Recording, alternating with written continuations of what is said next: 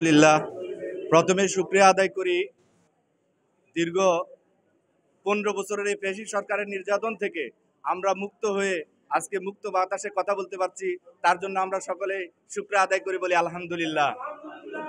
দুরূদ ও সালাম পেশ করতেছি মানবতার মুক্তির দূত হযরত মুহাম্মদ সাল্লাল্লাহু আলাইহি সাল্লামের নামে।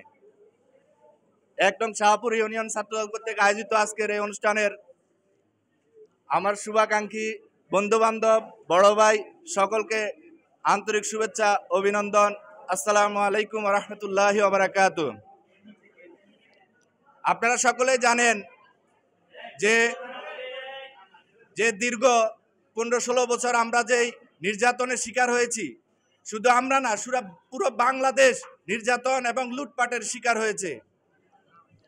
কোনো স্বৈরাচার সরকার কখনো বেশি দিন টিকতে পারে না। তার প্রমাণ হইল বাংলাদেশের মানুষ জেগে উঠেছে, ছাত্র সমাজ জেগে উঠে ওই স্বৈরাচারী সরকার আজ দেশ থেকে পালাইতে বাধ্য হয়েছে। শুধু স্বৈরাচারী সরকার নয়, তার পুরো প্যানেলটাই আজকে বাংলাদেশ থেকে বিতাড়িত হয়ে গেছে।